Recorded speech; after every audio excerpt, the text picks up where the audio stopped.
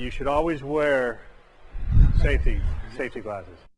The pressure of screwing the bracket in and the weight of the granite going down can make an impression into the drywall. They're going to have a nice bead on them. We're actually putting them online. We're working on them right now. This is just something we made for the video to show you how to do it. The problem is that you don't want to put the bracket directly onto the sheetrock. You can put the bracket directly onto the sheetrock, but you risk the possibility of when you tighten the bracket of it actually making an indentation into the sheetrock. For the video, none of this is painted. Normally, this wall would be painted and these brackets would be painted. You can also, what other kind of facades can you have? What kind of fronts can you, boards you can use? If it wasn't drywall, that could be beaded board. It could be whatever you want it to be. As long as this surface, like I said, as long as you put the solid blocking back behind it, it could be any other. It could be paneling, beaded board. So if you had paneling, it would be the same thing. You wouldn't necessarily need to have these bracket braces. If it was wood, you would not have to have the brackets. You're correct. Okay. So we're going to come in 5 inches off the side because that's what DJ wants, and then we're going to come from there and lay it out with no less than 30 inches in between. And probably the easiest thing to do with this is just put your 5-inch mark or wherever you want the mark and just draw you a level line. So line it up here, flush with the top.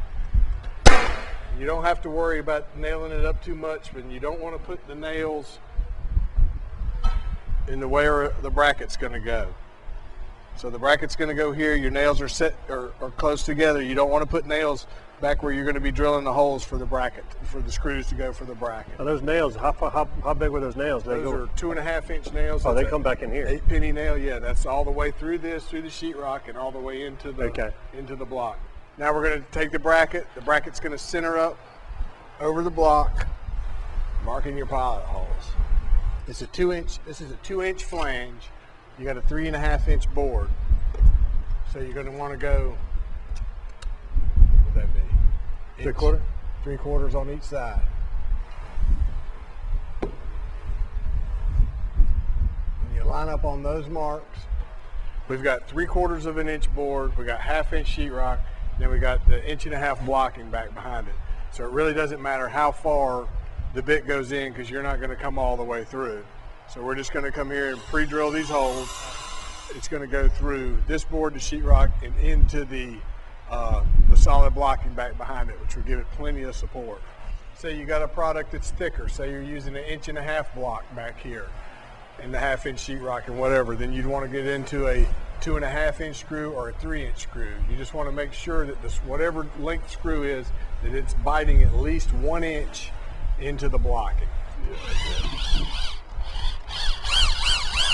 This gives you the ability to be able to tighten it and to stay off of the gusset so you don't scratch the gusset.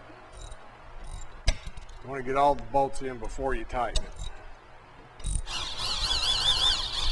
About 10 pounds of pressure, I don't know. Just enough you can feel it when it's snug, and it's not going to go. It's tight and it's not going to go anywhere.